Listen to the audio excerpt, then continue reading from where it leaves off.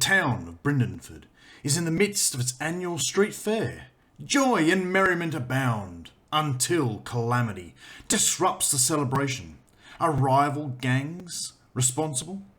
Is the government sliding into tyranny? Or is a nightmarish plot about to come to fruition? Hi team, and welcome to Big Game Small Pieces. I'm Luke, and I want to talk you through a quest that I ran for my players a while back. The Speaker in Dreams. This is a 5th level adventure for D&D 3rd edition, written by James Wright, published in 2001. This 32-page module is the 3rd adventure of this style to be released, and it comes right after the Forge of Fury. I ran it over a few afternoons and evenings over the holiday period, and my group had a lot of fun.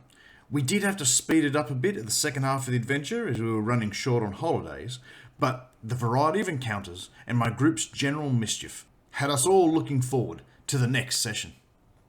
So what's the plot? Characters attend an annual fair in Brindenford, and this could be any town, anywhere. It's not really tied to any of the greater world. During which attacks happen and weird things are about. Are they linked? As the characters investigate, they piece together that there is something wrong, and they are just the people to cause general disarray and claim it on a quest for the city. After linking these problems and having a big bad evil guy fight, they then turn to celebrate, and that's when it ramps up, when the real big bad evil guy starts clamping down on the group and the town. Written for Greyhawk, but easily adaptable for any campaign, this mission allows players to have an adventure in a town instead of a dungeon and caves like the previous modules, the Sunless Citadel and Forge of Fury. Now, where can you get this adventure? Well, on the day of recording this, I just jumped on eBay and typed Speaker in Dreams and came up with some prices anything between $20 and $50 plus postage. So there are still hard copies, original hard copies are out there. You can also pick it up on both Drive-Thru-RPG and the DM's Guild for $4.99. Imagine that's American. And it doesn't seem to come with a hard copy there, so digital copies. There is also on the DM's Guild encounter maps, and someone's gone along and grabbed all the maps and done them up with beautiful colors, and it looks a lot more enticing. If I was playing this game online, I would definitely consider picking that up for a very low price of $3.99 American. So you're going to be able to get that whole thing for less than $10 American. So it's not too bad, honestly. For an adventure that's going to last this many sessions, $10 with great maps and a few things is going to make it a lot more enticing. Spoiler warning. From here on, I'm going to start talking about the adventure in specifics. So if you're a player and haven't had the chance to run in this adventure and you don't want to have it spoiled, link this to your DM. Or if you've already had this adventure done before, I really want to know what's the worst and best parts of this adventure for you, because I want to run it again for my players and I want to make it better. That said, we can now dive in. This adventure requires some reading, and simply reading it from the book as you go will not deliver the best you can offer, and this will result in your players being dissatisfied. Read the adventure through and have an idea of how the town of Brindenford is like and how it runs in your mind's eye. To keep the adventure on track, there is an adventure flowchart in the back to help guide DMs to run this adventure. To gain entry into the town of Brindenford, the group must peace bond their weapons, which is secure them with some twine or a little bit of cordage or ribbon. Mages must bond their fingers together to stop them from being able to form arcane symbols, and characters must simply lash their weapons to their sheaths and such. My players didn't have a problem with this, as they felt they still had their weapons on them and could just easily undo them. There was nothing magical about it, they've just been bonded, so it just takes an action to remove the bonding, and then you can draw your weapon. Remind lawful characters that these are orders and rules of the town, so they should follow. Now, let's talk about some extra fair attractions. This adventure is a bit short and doesn't give you the full list of things that you can do with your group and what festivities can be found in and around the town. Take advantage of this and insert some of games into your adventure. Make sure they're fun and they involve skills that the group are really good at or don't get to use that often. Particularly look down your players' sheets and see what they've got proficiencies in and see if you can come up with a little game that they can then use to bring their skill sets into it. I mean, some suggestions I would think of would be arm wrestling competitions, archery competition, axe throwing, fortune tellers using divinations, bake-offs for cooking, dance and music performances, a tug-of-war over a big mud pit that the group have to form up into teams and join in. Sword fights, jousting, pie fights, animal breeding, best in fair sort of stuff. Chariot races, bobbing for apples, partner carrying races, puppet shows, food vendors, weapon and potion vendors, freak shows, actor performances, siege weapon team competitions, where they've got to form up into improvised little groups and see if they could hit a tent or something placed out on the fields around the town. There can be so much. Have a good think about it. Think of a few basic rules and how that little challenge is going to work, and then just run them until the group get tired of these little fun games. This could be a whole nother thing that your group just absolutely love and haven't done before. But particularly watch your group, and when they grow tired of it, that's when you trigger the next event. The fair gets foul. First encounter is designed to draw the group in to see that there is more going on than meets the eye. It could lead to a structured chase scene, a fight or a roleplay scene, but be wary. This adventure uses were-rats, and this could end up giving a lot or the whole party lycanthropy, and this may be something that they need to figure out how they're going to solve. A remove curse spell gets rid of lycanthropy, but you've got to take a look at your party to see who's possibly carrying this thing. Paladins won't reach a level where they can cast it yet, being level 5. Warlocks are unlikely to have taken it. Wizard may have it, but he may not have studied it prior to this adventure. So the cleric is your best bet here, but you may not have a cleric. So some things you can do is, prior to running this adventure, potentially give the wizard a scroll and pick them up somewhere so they get it. Or if you don't like that, word the wizard up and make sure it's one of the ones on his list for this adventure. If that's a bit on the nose for you and you're not a fan, maybe potentially a scroll of, it could be a prize or purchased around the town while the fair's on. And failing that, if that doesn't work for you, the group could also take the infected to the Temple of Pelor, which could be any sun god or any good god in your campaign if you wish to change it, or the Shrine of Heronius, same again. And this could also help trigger and set up events for later in the game where it makes it a little more interesting if they know the people who are there. Lastly, and this is my least preferred way, is you could swap the were-rats out as Thief Guild members. Kind of this a little bit of an opportunity, although I do believe you're starting to milk the challenges out of the group, so this would be the last of all options that I would choose, if lycanthropy really concerned me. This encounter will involve 3 were-rats, and their were-rat leader, Squirm. They're here to cause a scene and target as many town guards as they can.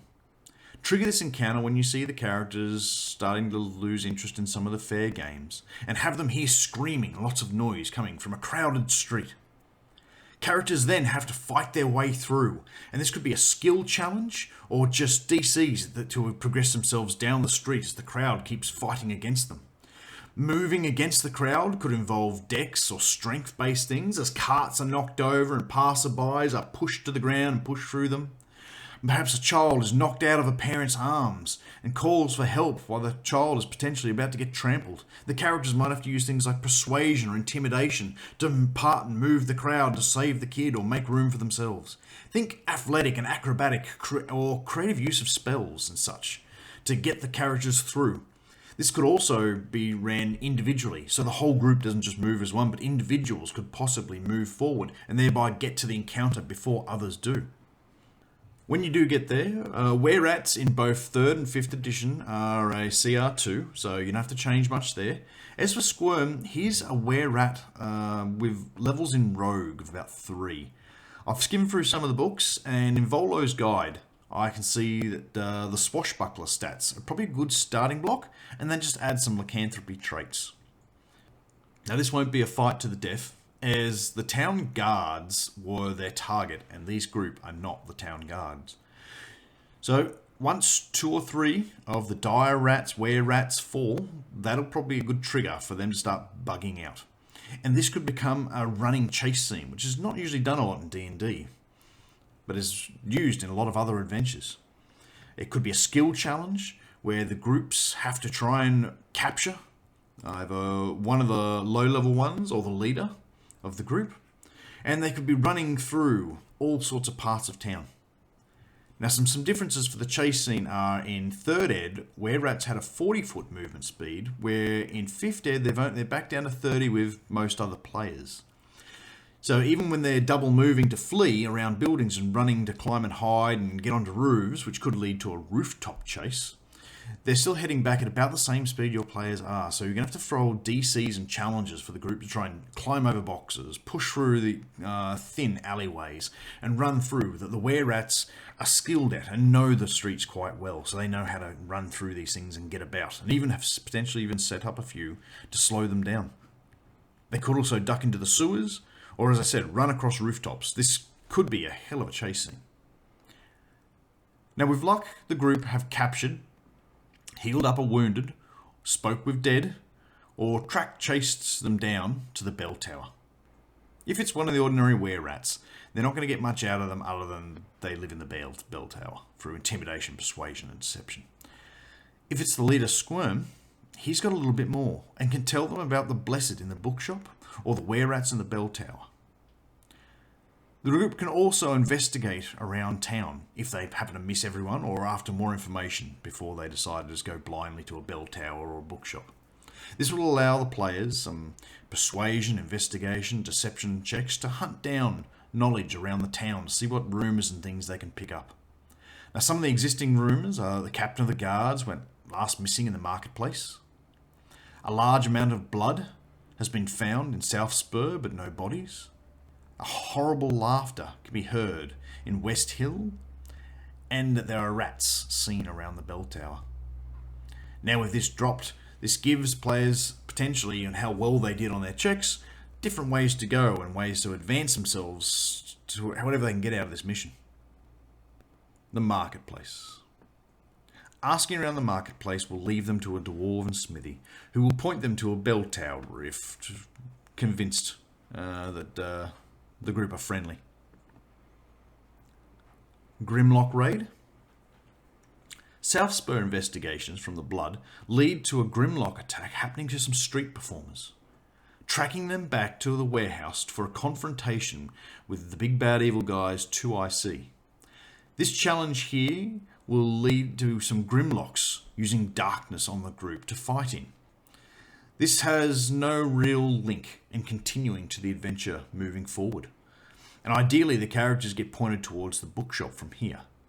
So at least throwing in a flyer found on the ground or a book with the purchase or written up that it was from the bookshop inside the cover will hopefully trigger the group to realising that's quite strange, because Grimlocks don't have eyes, and what reason would they have for taking these? A possible history check or nature could be made, knowing that Grimlocks didn't have eyes, or checking the corpses. And also a history check could be made that understanding that these Grimlocks were once humans and were driven underground, and that they commonly serve mind flayers with a high DC. Things to be worried about is that Grimlocks have lowered their CR rating from going from 3rd to 5th edition, so potentially you might have to look at buffing these Grimlocks up just a little bit, reskinning something and giving them some Grimlock features. As one of the big things that the Grimlocks achieve in this is a darkness spell to fight amongst. The Bell Tower. Once at the Bell Tower, the group will find their way up, dealing with were-rats, traps, and gargoyles. Hopefully Squirm has gotten away from the first encounter and will be here for this next in time they meet him. The intent is to give the group the next clue to head to the bookshop with a little bit more info about the Blessed. If not, A book around the area suggests that potentially that would be a way to investigate and find their way back to the bookshop. I'd leave a book here as well, or a flyer as previously mentioned in the Grimlock Raid. Wystes on the Hill. The group have the attention of the Blessed now. The Blessed is a cultist sorcerer of Far Realms magic. As the group wander down the street, they have a reality warping scene around them. Think Doctor Strange. And when they find themselves back in the street, they're up against two of this adventure's specific large lampreys, like on the cover of the module. The Blessed is well hidden on a roof and flees if seen, or once the group seem to have the Wystes under control. The group can track or hear through comments in the street that normally the paladin, Aileen from the Temple of Hieronymus, Greyhawk, if you're in Faerun, use Torm, Tyr, Bahamut or Moradin, normally would have taken care of such a group, as she's the general protector around this area, and they're surprised that she hasn't come running to save them. This will hopefully steer the group to the shrine of Hieronymus, and we'll continue getting some more information.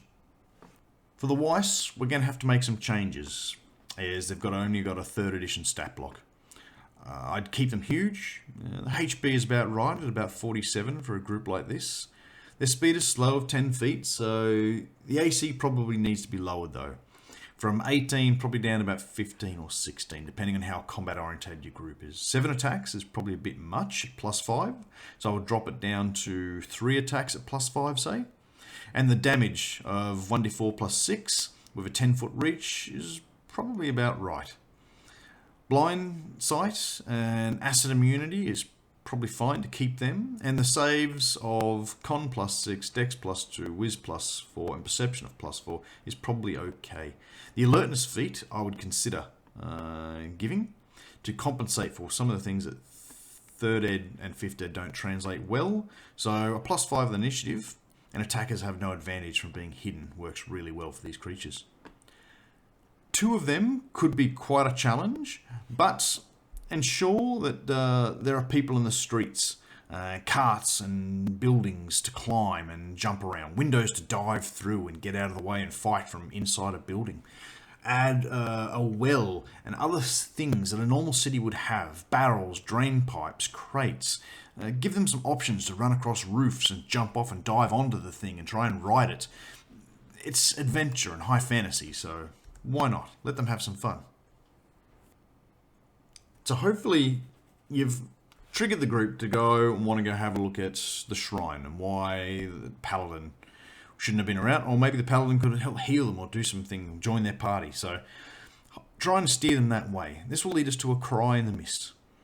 2 slightly mad Kabbalists of those who hear, which is the group that this Cabal belonged to, are there and have cast Fog Cloud. They have Tori, junior paladin of the shrine, and 5 minutes before, Aileen heard a cry and told Tori to stay there put, and she chased off after to see what the call was about. Capturing and interrogating a Kabbalist provides the best info, and secondly, Tora will identify the Kabbalists and link them to back of the bookshop, the Reality Wrinkle. The Reality Wrinkle is a bookshop and a front for the cabal of those who hear. It has Kabbalists who are sorcerers, gibbering mouthers, and a final stand with a Blessed and another Wyste. These Kabbalists are lunatics and driven so deeply into their alchemy and far realm study and other dimensional magical secrets that they've lost the grip on reality. They believe that they are talking to the speaker in dreams, but they're actually talking to this adventure's big bad evil guy, Gahaleth Axum. One from the big bad evil guy in the next part of this adventure. Now remember that these lot think that they're trying to open a gate to another plane to bring forth these alien creatures, and it's driving them mad in their studies and summons. But they've actually pulled some creatures from the far realm, and they're talking with something. So as far as they're concerned, they're on track. Things are going well for them. Given the area's weird effects, I'd use nausea and visions as the group start to enter the facade of the bookshop. Then, once they manage to push past the bookshop, I'd start having other weird effects start happening around them, such as a short corridor that might only look 15, 20 feet. Actually, when they start walking, takes a long time to get to the first door, like 3 to 20 times longer. How they started to walk, if they turn around, it looks like way off in the distance where they started. I'd have gravity change on them when they're in a fight, and have slowly every round the room change 90 degrees as they now have to fight on the next floor, the wall, the ceiling, as it keeps spinning around. I'd have wood turn into quicksand or such, so as you step through, you fall through the floor, sinking in and drop onto the floor below. I'd have doors that link from one area to another corridor that don't match up, and you've actually got to go through the left door to get into the right room and such, and have all the logistics of the rooms incorrect. They know the building might only be so large, but when they step into a room, it's 3 times bigger than the whole building itself. I'd have reality warping images all happening around here. And this is where I'm going to change the adventure so slightly. There is a small fight on the roof with a Blessed and a Wystes, as I said, and I don't think that's quite as climactic as it could be. I'd put a set of stairs that go up to a rooftop, and then once the characters get up there, they realise that they've got clouds going past them on the rooftop. And if they were to look over the edge, even though the building is only 3 stories tall, they're about a mile up. I'd have them having a fight up here and have creatures trying to knock them off. So when they fall, they think they're going to die from falling a mile down to the ground, and even have them fall for a round or 2 before they actually hit the ground. But when they hit the ground, they only take like a D6 damage because they've only fallen 10 foot off the top level. And when they look up, it's a normal building, and they're laying there screaming in the street, laying on their back. But if they decide to then try and fly directly up, much like the long corridor, I would have them take rounds and rounds and rounds and rounds. They try and fly a mile all the way up to get up there. But if they just run through the building in its distorted ways, they could get there in but a few rounds. Also remember with this final fight, the Blessed is a sorcerer, so we're going to have to protect them a little bit rather than just a blank rooftop. Fighters will get there too close and just surround and pound this thing. So potentially we might even split the building in the center and have it come up and then just split in the top so they can look down and see the other levels below, much like in any sort of Doctor Strange-like effect.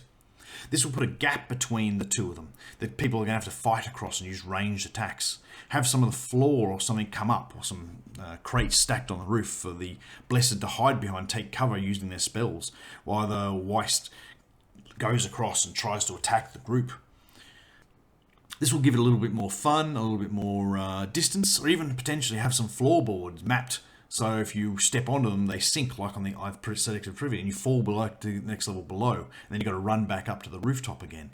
So anything that you can come up with that does those weird effects will really enhance this fight and really suggest that this place is weird and distorted, and reality doesn't always match up here.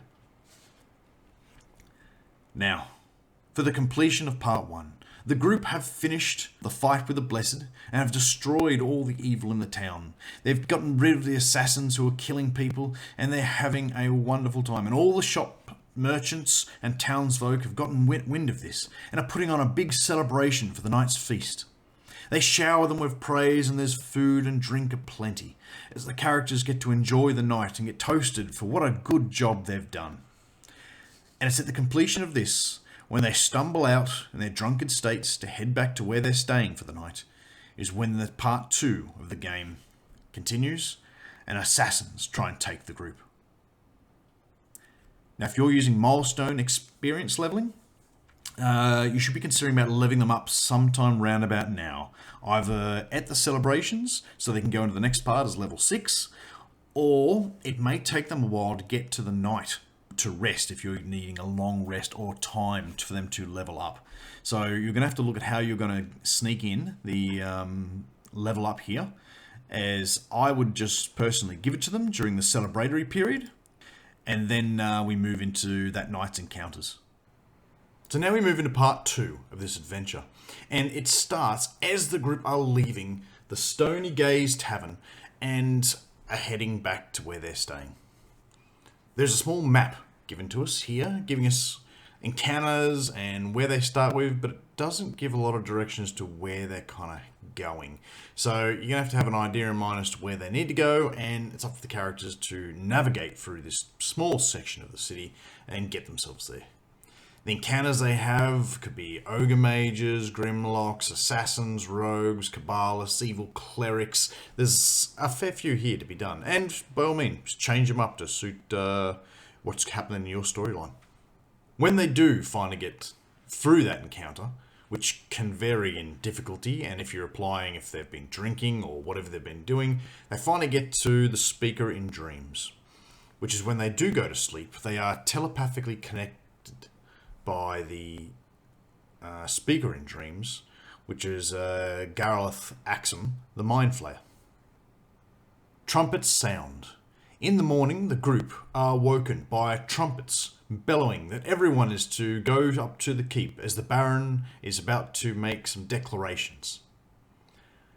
If the group decide to sleep through this, there's a pickup coming later with Criers, but if they do get up and go to this, they'll get there and see that the Baron is giving his speech. And as he's making these declarations about the lawlessness of the city and the big changes he must have to make to fix this up, such as clamping down the town, locking the gates, no carriage of weapons, temples have failed them, so they're all to close, it can be commented on that this is very odd that the man would do this, very out of character. And even when he's delivering his speech, you could be a little bit robotic and monotone when giving it.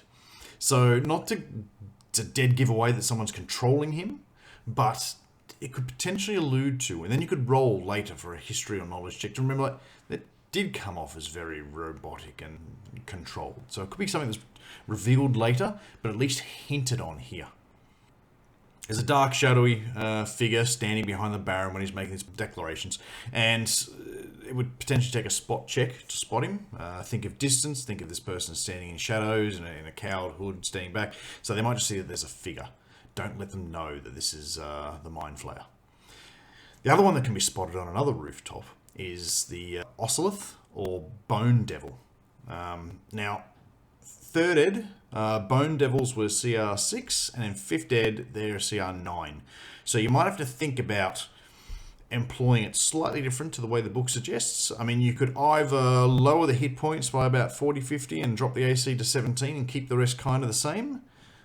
Or you could make it a CR9 encounter and make sure the group are ready for it, as hopefully they should be level 6 by now. So all of them grouping up on a single thing like that, it should go down if they're combat orientated enough. The other thing, if you're going to keep the CR high, is remember that the devils want to corrupt people. They aren't interested in just killing people, they need fighters for the eternal blood war. So if a good person dies and they die good, they'll go to the heavenly planes. The devils don't want that. They want to corrupt. So killing isn't necessarily the Bone Devil's primary option. Potentially, it wants to corrupt, haunt, scare, drive them to something. So you could do more with this character as it tracks them down and never kills them, but leaves them wounded or takes their stuff, or death isn't the only option. So if the group have missed declaration, Criers will come round and will repeat the proclamation. So when the Criers are making their proclamations, they do seem a bit unnerved by the Bughursts that are escorting them round. This could be just a simple roleplay or info gathering scene. It doesn't have to be a combat. There's no one's currently in danger here unless the group bring it upon themselves. And it's their chance to get caught up on all the radical changes that the Baron has brought in. 3rd Ed to 5th Ed changes. The Bughursts are both CR4, but in 5th Ed they have a lot more HP. The group should have been rested by now, so if they choose to fight on, and they didn't try and fight the devil at the crowd wherever the Baron was making his talks, then potentially they should be able to see these things on as they are. Now, a lot of things they're also going to start noticing now is the town now has devil threats. As the group wander around town with the militia, there's the Bone Devil, there's assassins, and anything else that they didn't kill from the night before. The town is also in lockdown, and this has resulted in the martial law. Now at this point, having been secured down, and the Baron making these unexpected choices, a lot of people in town are going to react differently. Things are going to tighten up. It's going to be harder to gather information verbally and by interviewing people because they're going to be hiding in their homes. If the group are spotted carrying weapons, that's potentially a chance for them to get arrested or start a fight. So choose CR appropriate monsters and encounters that you might want to put in, and remember the theme now has changed to devils. Some options may be to investigate what's next. There's the halfling camp that they can go out and go have a chat to. The halfling camps had half of its members cut off. Some were in the city when the city went to lockdown, and some were out in their fairs ground and around the boats. So a lot of boats are packing up because they realise the fair's over now, it's not going to happen, but they need the halflings that are in town smuggled out. So this could be a quest to get on side with the halflings and help them break a few people out. There's also a fiendish river monster around the boats that needs to be dealt with. So the group can potentially help the halflings in two different ways here. There's also a holy grove outside of town with some druids and rangers in it, and they would be more than happy to steer the group in the direction of removing devils from the area, as the idea of a portal to hell near their area would make them on edge, and they'd be potentially willing to aid in some ways, and potentially even steer the group to locate it and let them know that the gate is actually in the Temple of Pelor now. And also around the town, if they're wandering outside, hellhounds wander around the outside, hopefully hunting down and tracking anyone who's trying to flee and escape and get out. The Temple of Pelor. With the devils and the temples now closed, hopefully the group will find that a little bit suspicious. These are good gods, like very good gods, and hopefully if you're running a Faerun, you've swapped the, instead of Greyhawk, you've swapped the gods around. But these should be good gods here. Have a look, make sure the CRs are appropriate. If they haven't already, here's a good place to fight the Bone Devil, some Hellhounds, some Infernal Priests, and honestly any other CR appropriate devils that you want to stick in here and make an encounter with. Have the temple decor slowly turning evil by the portals of hell's influences. So have some of the statues and things up on the walls and such slowly turning evil. And here is where the final fight is, with Daros Hellseeker. I'd use Volo's Guide again here and pull the War Priest out and then just apply some Tiefling traits to it. And you've probably got yourself a pretty good Daros Hellseeker here. You'll also have to come up with a way of how the group are going to close the portal. Now in 3rd Ed, they just said the Cleric has to use a check to go against undead, and that will seal the portal. The group are unlikely to have any spells that are likely to do it, so you're going to have to get a little bit creative. Potentially, I'd be looking at something like a Knowledge, Religion, Knowledge, Arcana check, and potentially expending a spell slot or two, not on any specific spell, just the slot with the Arcane check or the Knowledge, Religion check, and that will create a ritual that the group can potentially close it, and even while the ritual's happening over so many rounds, potentially something could come out and fight and they've got to keep the ritual going. So that could be an interesting thing as well, and make it a little bit more than just a simple check. That could be a fight and a check and a complex things while winds are picking up and it's getting hard to see and devils are calling out and wanting to come through, and the group have to close the portal before they get in. So that could be enhanced and made a little bit more interesting, I believe. Now this will lead us to the final confrontation, and this is where the module honestly ran out of pages. The whole text keep on the keep is 1 page, and there is a small photo of the manor house on the map page on the back, which doesn't give you a lot. We're basically told there aren't many guards or anything, and if you just talk to the staff, they'll just let you into the final encounter and pretty much lead you up to it. You could do a little bit more here if you so choose. If you want to design your own castle keep, that'd be perfect. If you wanted to add a few encounters to how the group are going to have to sneak in past all the militia who have been told to stand there and not let anyone in, or what you're going to choose to do. You're going to have to potentially come up with something a little bit better, unless, like me, you're running out of time and you just need to, right, we need to get to the final confrontation, people. So we've run out of time, or we'll miss it if we don't get there. So I invite you to come up with something here that makes it a little bit more interesting. See what the group's composed of, and come up with appropriate challenges that'll make it interesting to get past. Do the group like talking to people and try talk their way through? Or dress up in disguises and sneak in as washerwomen? Or do they want to sneak in over the battlements and then creep into the and take into the keep? Your group, you're going to have to come up with a little bit of something, and hopefully by now you've got a bit of an idea as to how the characters like playing theirs and can come up with a solution. For those who do, I'm interested, because I also want to run this game again, and I want to know how you made it better, because my first thought was just to make a better castle, but maybe there's a different way that you know that'll hands down beat mine. My group ended up joining the militia during when the town went to poo for martial law, and they got free reign. They could carry weapons because they were now part of the militia. So that was my group's solution for getting around with weapons and getting up to this. But I'm interested to see what other people can come up with, because I want to make this better. Now, when the group do finally get to find the Baron, I see this as very along the lines, potentially, of The Lord of the Rings, where Gandalf frees King Theoden of Rohan from Grima and Saruman's hold. So this could be a whole roleplay scene, because once again, don't let the group realise that he's under control until roundabout now. And that's when the person standing in the background keeps suggesting and talking to him and telling him to do things, which is the Mind Flayer, and thralling him to do as he pleases, as the Mind Flayer wants. So if you could just hint at it once or twice, but without really dropping anything too heavy, and then now is the time to unveil that the king's actually being mind controlled by Gareth Axum.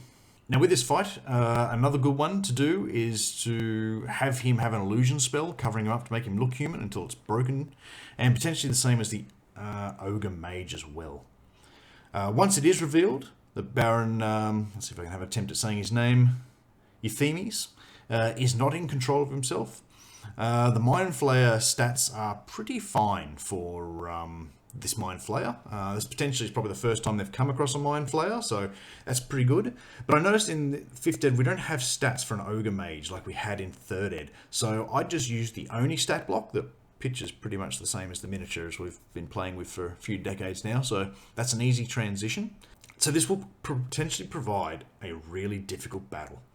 A Mind Flayer and an Oni Mage sitting there throwing spells and doing things, this could be tricky, but this is the final encounter. And if your group come into it wounded and bashed up, they're going to have a bit of a hard time. Potentially, if you don't think your group is that combat orientated, maybe lower the stats of these a little bit to suit, but 2 CR9s, if they could potentially break the group up, lead them, split them up and run around, that would potentially be a much better fight. So let them know, like, they're not limited to just this one room. They can run around, and that's where you coming up with a better castle will really enhance this fight. The other way to do it would be to have the Mind Flayer sit back and watch and enjoy watching the Ogre Mage, or the Oni, take on the group while he sits there just relishing in all of it. And then once he realises that the Ogre Mage is then getting beaten up, so maybe a round or two in, then he thinks, oh geez, I better get involved or this ain't going to happen. Next, the Mind Flayer is also probably going to flee. He's not going to hang around and fight to the death. There's no benefit for him for that. And he could become a reoccurring villain. So once he gets to about half hit points or so, he's probably going to be thinking of teleporting or plane shifting out of there to get away from this battle if he just can't see himself being a victor. So at the end, hopefully your group have beaten the Mind Flayer and freed the town. And this should lead to an even greater celebration than last time. 2 days in a row, or however many days it took your group to complete this, they were able to not only save the town and locals from small threats, but also a large threat. It was controlling the whole town and releasing demons into the area. And with that, the celebration should just go wild. The adventure also suggests a few potential ongoing events, if you so please. Things like the Kabbalists have put together a flesh golem to track down people and cause problems. Or potentially more devils got out than the group dealt with. And potentially the group now have to go hunting through the countryside as devils are fleeing and getting out and try and hunt them down, track them down, destroy them. Either way, I really like those. I'm sure there's so many more, or you could just go to the next dungeon in your campaign. But as you can see, this was a great little adventure of just stopping in a town, solving its problems in a standalone way that the group can always come back. But if they move on and never think of this place again. Either way, it's not too bad an adventure. I really enjoyed it. It requires just a little bit of work to make it that much more better and memorable. And it's something that I'm planning on running for my group in 5th edition. So the last time I ran it in 3rd edition, and that was fine, but not many people play that anymore, and 5th is just a lot easier for making characters and for developing. So I'm going to probably go to 5th edition. So with that, thank you for listening. I'm going to keep doing these adventures out of sequence because I'm running them for characters and groups, and so I don't want to release a video and everyone not be able to watch it, of my mighty fan group of 4 D&D players. And with that, thank you, and I'll catch you next time.